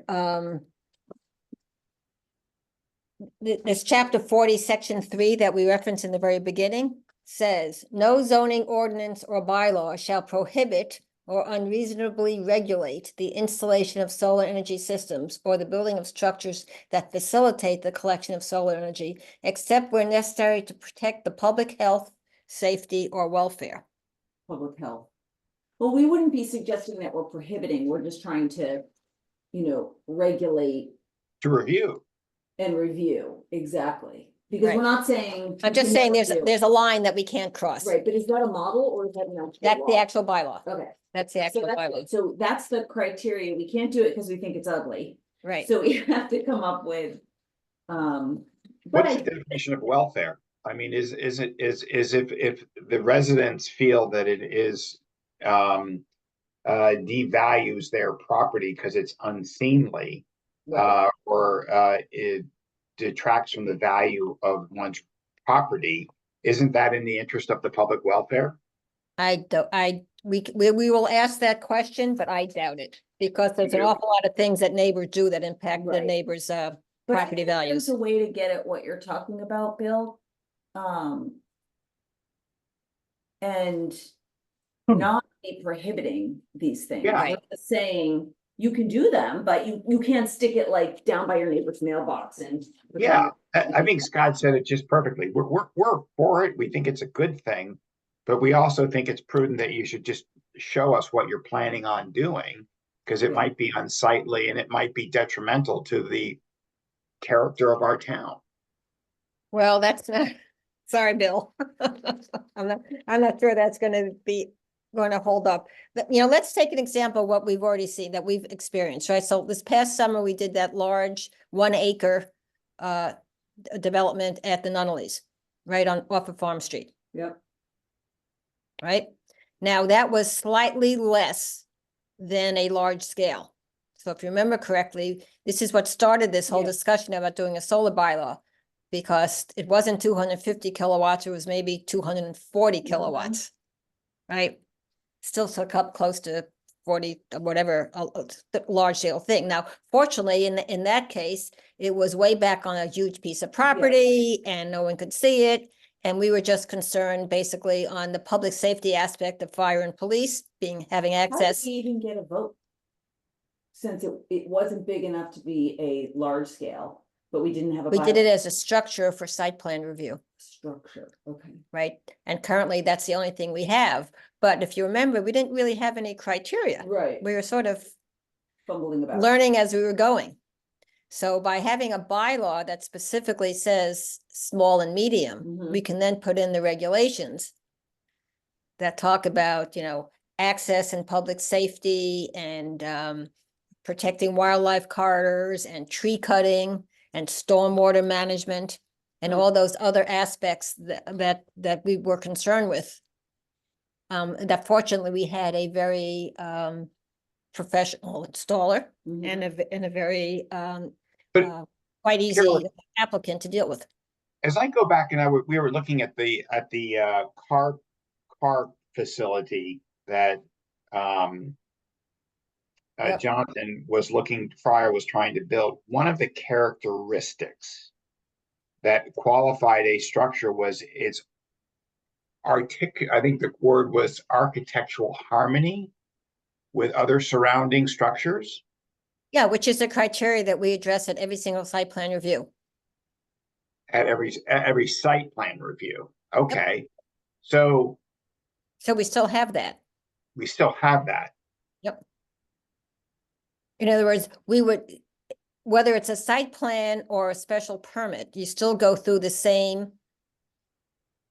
You can develop the same list of 20 things to look at. So the current site plan review bylaw, okay, references the 12 or 13 criteria that Jasmine puts into every single decision Yeah. that we go through, right? So would this have its own site plan review by framework? Yes, Okay. it would So- probably include everything that we're already doing, and then it would And if you include are ele- public safety and all kinds of other stuff like that. Could we- And if we then did it by special permit, if we're allowed to legally to do it by special permit, then we could say no. Right. But we need to have clarity on those framework elements that would result in a no. And then we Right. have to be consistent and all the other things. Which we really already have. If you think about the site plan review criteria we have when it talks about whatever the exact wording is, the ambience of the neighborhood and it doesn't conflict with Yeah. with the main, other things on the property. That's all relevant. I think the site plan. Right, and so would that be sort of, we're not saying you can't do it, we're just saying that you can't put it 10 feet from the road kind of a thing. We can't do We that can't do now. that now Again, because it's, you it's have under the current setbacks. 40, I know setbacks But and all this yes, stuff. but okay, yeah, it would give yeah. us like a little. I think get the that. Special permit is kind of good too, given that we're talking about electric and potential hazardous something or other. Like, it feels to me like we have a hook on that front. That's not because we're trying to be especially onerous, but we're trying to protect public safety. Yeah, right. And it would give us just that extra oversight. It's why, for instance, on the, well, certainly on the large scale, but on the one on Farm Street, there's a fence. Because that has to do with public safety, Right. as well as as well as wildlife, public safety too. Did the So- Farm Street guy call you that I sent to you? Greg White? Yeah, I had a good chat. And we'll have another one that's gonna be going on Farm Street soon. And I got a call, I was telling Carol, I got a call from a friend who wants to put one in.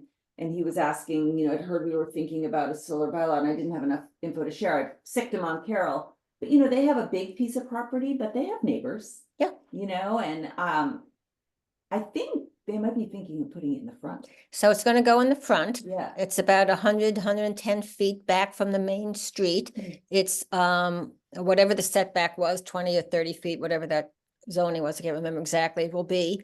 There will, but this is where with site plan review or special permit, and we already have it as Yeah. listed as criteria, we can ask for and require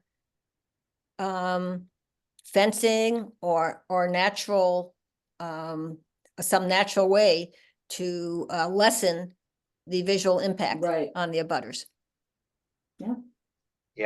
I'm sure he's putting it there Right. because it's the sunniest spot on the lot, right? Exactly, Or maybe he exactly. doesn't want it by his pool.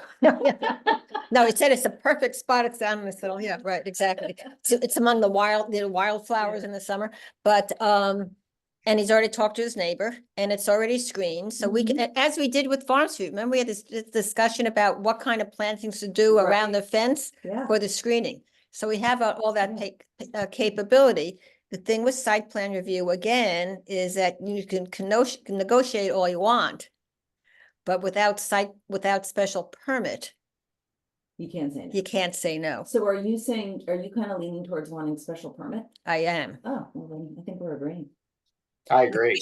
Do we want, the question is, and my question is, can we do that given Mass General law that says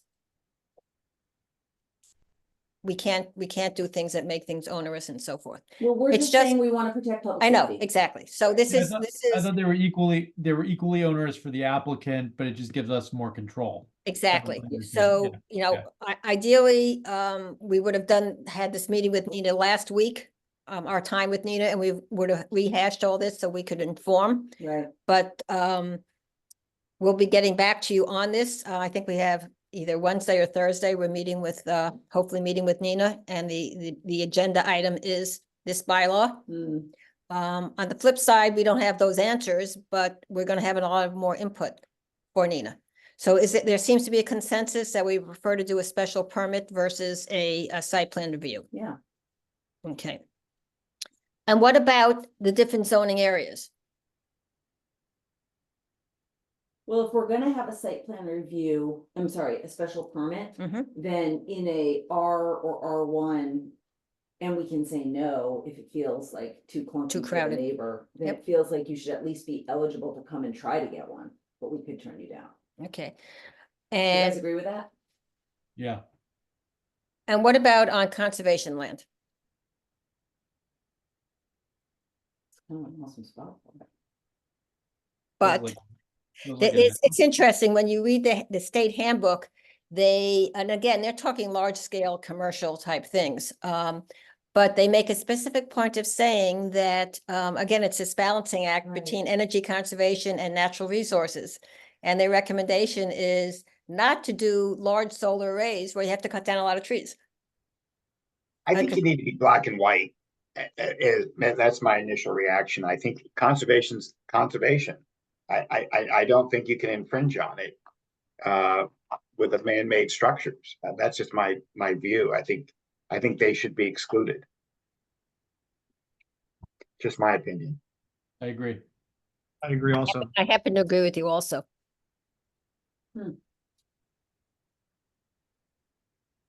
Yeah, if we're not cutting down trees in an area and we said we don't want to cut down trees, then we don't want to cut down trees. I think that's, Hmm. Seems reasonable. What about what if the Dover Land Conservation Trust wanted to put one on the Springdale Field? No, no way. Well, it depends how the Springdale Field is zoned. Yeah. We actually have a lot of what we would call, what we all think of as conservation open space that still that doesn't have that zoning, What, Yeah, conservation. I feel strongly about that one. Like I go there with my kids. I would, that would be horrible. I would. sorry, where are we talking about again? Sorry I'm about- just- Farming Springdale. don't get upset. Oh, Yeah, yeah. just the thought of that really upsets me. Yeah, it's because it's Oh, just, that- it's that would be- so, yeah, it's so That's beautiful. such a focal point there. I just think, yeah, but I think you're also, you're by allowing it, I just think the public opinion's people are gonna wonder who are we working for in that instance? And Really agree. I think the public interest would prefer us to sort of maintain some boundaries of conservation. I don't know. That's just, again, my thought. Maybe there are people, I mean, I think I agree, but I'm just being a devil's advocate. I bet you Yeah, there's some people who are like, that is what conservation is for, to help us all conserve the planet, and they would be like. Well, that's a balance of natural resources and clearing natural Yeah. resources to do solar Yeah, conservation, right? More like. Yeah. But it can become a little bit of a slippery slope there too. Yeah. So, Yeah. and this whole thing with wind. and the Exactly, ocean, and- exactly. Oh, it's such a That's, big. it's a great question, Jody, but yeah, Yep. It is. I would be vehemently opposed to that. Yeah. Okay, so there seems to be consensus, again, if we can, and we had to check with Nina on Yeah. this, just because of the wording of the state bylaw, it's really hard to understand where the red line is. But if we can, then the consensus is to just do it absolutely denied, not allowed on conservation Mhm. zoning areas, okay? What about open or official? Like on the yard in front of the townhouse. Exactly. Or probably Carroll Park. Or the backfields at the high school complex. Yep. That wouldn't bother me as much. On the town green would be rough. Yeah, Town Green's rough, Springdale Field is rough. Behind is- the high school, that doesn't bother me as much. Yeah, I don't know if we can make that distinction. What is the, Yes, I'm just showing Jody, because we're in the planning board office, I just pulled out a big zoning map. And the things that are hashed yeah, that's town. are open, Open. and Non-buildable. are open or official or open Official. space, and the things that are scatter painted are conservative. Can you So, only look at distinguish on this. the basis So of for zoning? instance, if you look at Springdale and, look, Yeah, your, nothing. the field, It's like R1. yeah, the field does not now, it's one of the questions that came up when Jasmine and I were talking last week. It's Is- privately owned. Is what does it take for land that is owned, that is open space, to get rezoned, to Right. protect it? So has Dover Land Conservation Trust done anything to rezone their properties? Hadn't thought about it before. Yeah, We'll talk tonight. yeah. Carol, can we only classify this on the basis of zoning, or can we Zoning. describe like, if it's a prominent location? Can Nope. you say, you Nope. can, okay. No, that's called spot zoning and it's illegal. Top of Pegan Hill, windmill. Yep. That's interesting, huh, okay. Well, So, maybe the first question is to find out from Nina if we can even. right, so vote if, on if, this. if we can, let's just make it simple for a sec, because I think there's a good Yeah. consensus on the philosophy, right? So if we can, we do not authorize it under any circumstance in the conservation Okay. zone. And Which is nor, ironic. yeah, nor do we in the open or official. Okay. Although that really does like mean, I mean, we didn't somebody propose solar Oh, no, that was a wireless tower up at the high school complex. Would that Right. mean it can only, I mean, doesn't that mean that we can only put it on private land? Like, is that such a bad thing? It means that individuals can put it on their Yeah, property. that's what I mean. Means Yeah, that yeah. you could not- do it in, it not means publicly that owned. somebody could stick a ground mounted array in the empty parking lot next to Jimmy Snyder's building on Whiting Road. Does this mean we could never have a covered parking structure at the high school? No, we could, Why? That's public space. but it's not conservation or open space. Oh, I thought you were including town. Well, I'm not sure how it's zoned. um, Not all, we'd have to look at the specific Okay. zoning. But 'Cause I that's wouldn't a want good that. example. That's a good example of like, lots of high school parking lots have that now. Yeah, I mean, yep, I'm trying to think of if there's. sort of like what REI has, they Yeah, all have it, exactly. right, yeah, Lincoln High School has a Yep, big one. yep, Lincoln Sudbury. yep. But that might also be considered large scale, which would be, I was gonna say, that seems like that's getting close to the line there. Yeah, Again, it depends, but if they wanted to put a small one in just in the back Yeah, parking lot or right. something, then it wouldn't be large we wouldn't scale, want to prohibit that, right, right? right.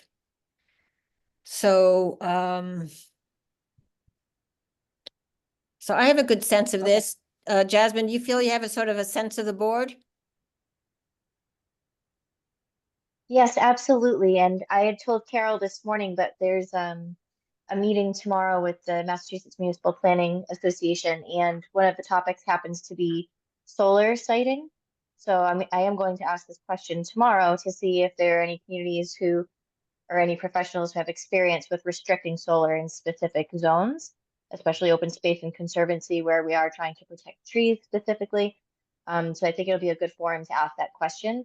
And if not, we're hoping to meet with Nina on the 14th, either in person or virtually. So hopefully, regardless, we'll have an answer by the end of the week on that. So what the plan is, just from a procedural standpoint, I'm going to be presenting this and to the warrant committee Wednesday night, just as a heads up before we go to the open hearing on the 18th. I think the draft slides were included in the packet, in the meeting material packet. At this point, it's very non-specific. Mhm. And, Although you do say on number 3, will not in any way prohibit installation, which comes right from but you may prohibit. we it. may, exactly. So there's that, and then there's the last page where it says allowed in and via special permit. So those are the two policy issues Yeah, okay. that we're talking about, Great. depending on what Nina says and depending on how that coincides with our philosophy. Either I can quickly change that Great, or just say we're still working on it and take it out completely. great. Does that sound okay with everyone? Yeah, what did you say the Springdale Field was zoned as? Do you I recall? think it's just R. It's whatever. R, whatever it is, probably R2. What does that mean? Meaning- Residential 2 acre. R1 Residential. is use. residential 1 acre and R is less than an acre residential. So somebody could technically build. So that's not gonna cover your spot there, Scott. What's that? Well, it's just privately owned land that Right. sits on R2, in the R2 district, just privately owned by a nonprofit. Okay, so because it's privately owned, but if the nonprofit wanted to sell it, then somebody could conceivably build the development there. Just like Hale Education Yeah, can right, sell right, right. some of their property and reverts to the R2 district that underlies Hale. You'll see at town meeting that the, Although they might have a conservation easement on it. or Right? conservation restriction. Or, I mean, They, restriction, yeah, they couldn't have a exactly. CR on it in perpetuity, Right, exactly. in which case it's protected. It's protected. Hale Right. doesn't have a CR. That's what they're asking Dover to do. Yeah, the whole rub, yeah. But a lot of the DLCT property, I think, has I would some imagine, 'cause, CRs. like, people wouldn't just donate to. Right, without us, right. Without there be like, oh, you can sell it anytime to a CVS. Yeah, exactly. So you really have to look at the very specifics of the Yeah. of the deed and the CR. Yeah. But you're gonna see so what's happened at town meeting over the years, sort of part of this, as we see it, we saw it with easements a couple of years ago, this sort of lackadaisical history that we have of finishing up things legally in Dover. So just like we never accepted a whole bunch of the easements. But it also ended up that there was a lot of land that is, quote, owned by the town that was given to the town for conservation purposes, but there was never accepted at town meeting, Mm, just like the easements. So this is something that Justine started to look at well over a decade ago. And the Conservation Commission has finally finished up the project. mm. And at town meeting, there are going to be a bunch of properties that are going to be listed for approval at town meeting to officially give to the Conservation Commission Mm. so that they will be conserved. Oh, that's great. So that's great. And I think DLC, we need to understand from DLCT what they're doing with all their property too. Okay. So like many other things, you start peeling back the onion and it's, oh. Yeah. So Jasmine and I will, when we know the time, it's probably going to be a Zoom meeting this time. And so we'll let you guys know that too. So if anybody can make it as well and participate in the discussion, obviously you love your direct input, but we'll make sure to explore this, given this great input tonight. So thank you all for that. And we'll see where it takes us over the next week or so. Super. Okay. Okey doke. So Carol, do you want me to send this, to Excuse me me? to add? Do you want me to send this to Cam just as it is, or do you want me to add special permit / site plan review and everything that we've done? So that way when you So- present it, you say we haven't decided yet, or? No, so has Nina confirmed Wednesday? Thursday's canceled, No, right? So we're not still yet. waiting to Nobody's hear about confirmed. Wednesday. So Yes. if we end up meeting with Nina Wednesday morning, then we'll change the slides accordingly, and I'll just let Cam know. I'll give him a call tomorrow, letting him know that there's gonna be a slight delay. Perfect. So don't send them yet. Okay, thank you so much. Okay, we'll wait and see what happens on Wednesday, hopefully. Okay, I'll reach out to Nina now and see, just to say if she's not coming in, if we can at least book a Zoom so that we meet with her regardless. Right.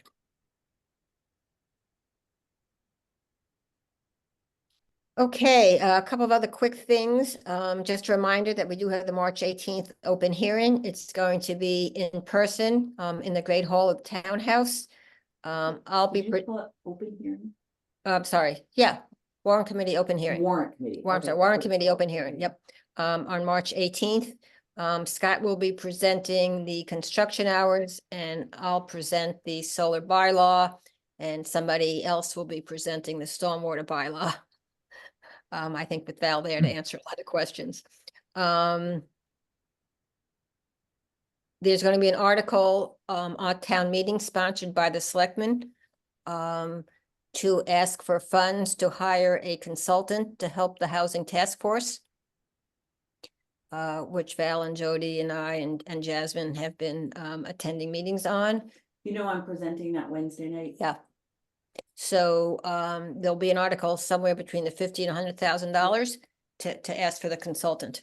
So you're presenting that one, right? Yeah, Wednesday night, just at their meeting, Yeah. just to give them a heads up. Yep. And I'm assuming Robin will present it at that open hearing, right? Because it will be from the select men. I Or somebody think you from them, better, right? Yeah. well, it would have to be Robin or yeah, you might want to just double check. Robin's in Europe this week, but you can just send an email and ask her. Yep. I'm assuming. Let's see, what else? John Jeffries is now the chair of the Board of Selectmen, effective March 1st through May of 2025. I think Jasmine sent out an email to all of you about an MBTA Zoom, an MMA, Massachusetts Municipal Association Zoom meeting on MBTA, which did you go to the last I one? went to the last one. I Yeah. can't go to this one, but Right. Jasmine will send the Yeah. link around. Yep. So if anybody wants to sign up for that, it's at noon to 1:30 on Wednesday. And the email did go out by Jasmine today on that. But if you're interested and can't attend, I can always send you the recording from afterward as well, if it's something that you still want to hear about, but you're not able to make it. Jasmine, will you be sitting in on it? Yes. Yeah, I've registered for it as well, so. It's probably good practice on these that if the link exists for the recording, just Jasmine, just to send them out, Yeah, for sure. even if folks don't ask. Absolutely. They're regular, they're quite regular. Yeah. These, Yep. Zooms, the Yeah. recording. Can't get educated enough on this. Though I was talking to a past selectman from Needham today, who's very involved in the MBTA effort there, who's also an attorney, and he brought up a wrinkle about double dipping Mm, that I had not heard anything about. mm. About the that there's usually on the comprehensive permits, there's a time limit, like 20 years or 30 years. So that if you're overlaying on that, Hmm. it gets complicated as Mhm. far as, so anyway. Well, also the email you sent today was very Fascinating. I Yeah. mean, it's- Jody's referring to the WGBH article. Not Water sure, and sewer. water and sewer, and it finally starts to address the small town issues of infrastructure. Exactly. Yeah, I thought that that- article was helpful. $1 million that a great? mile for water. Yeah, Yeah. so yeah, absolutely fascinating. That's all I have. Anybody else have anything else? Jasmine? Anything else? Just that we'll send out the materials for those 3 applications for next meeting by Wednesday. So you can review them. If you have any questions, please feel free to reach out to the office. We will have the first ADU application. So it will look a little bit different than the other ones because we've got some information from the bylaw in there. And I'm going to send you an attachment of the bylaw as well, just so you have it to reference as we review it as the first one.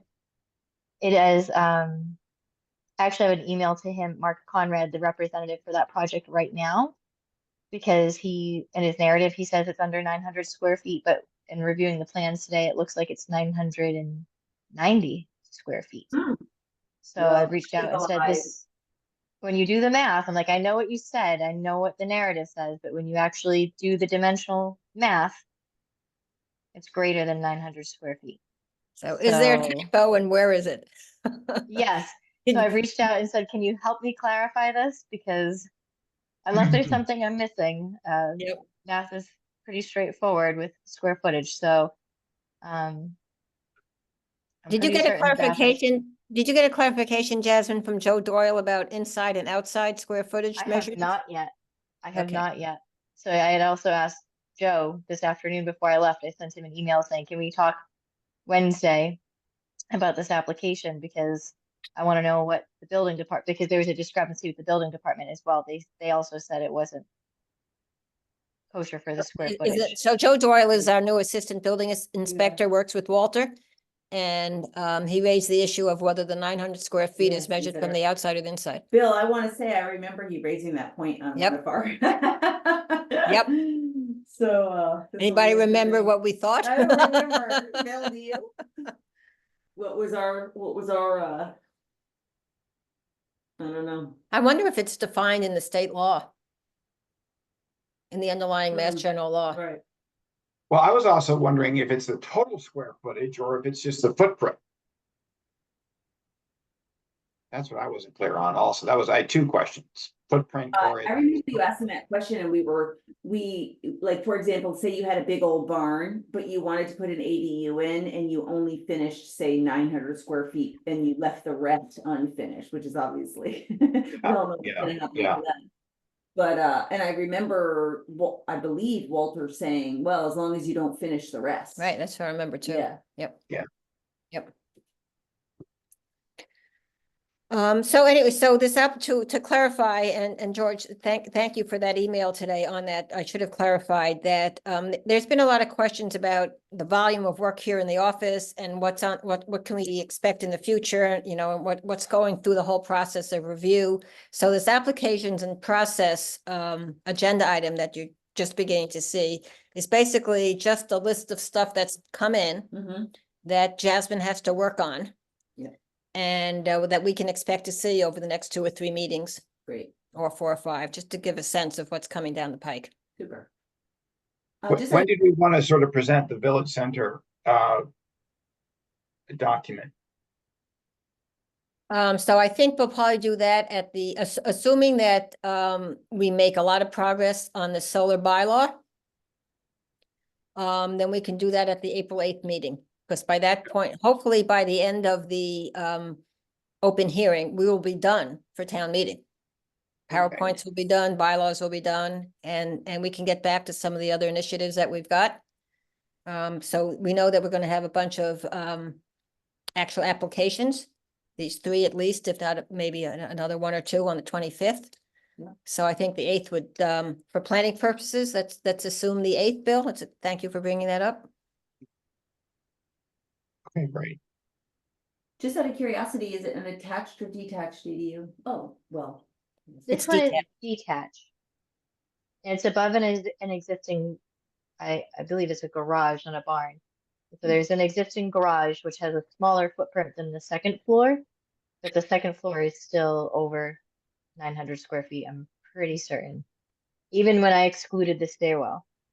I did make sure to subtract the stairwell, so subtracting that was still over 900 Wow. square feet. Just So- barely, but it is. So 3 Claybrook, so going off,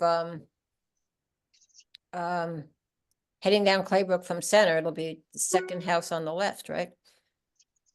Or second house on the right. Okay. Yep. Right, if that Yep. structure is already there, that barn Yep. or garage, I'll Right. have to look at it to see how they label it, but Yep, yeah, and I would suggest to do a drive-by too, just to get a sense of where it is. where it's situated in the As we neighborhood. all yeah. could, yep. Okay, Well, thanks, everybody. anything else? Oh, Nope. I'm gonna make a motion then to adjourn the meeting at 9:03. Do I hear a second? Second. All in favor, just say aye. Aye. Great. Thanks so much, Thank you. everyone. See everybody you. on the 18th, hopefully at the open hearing. Great. Bye. Thank Okay, you. good night. Good night. Good All right.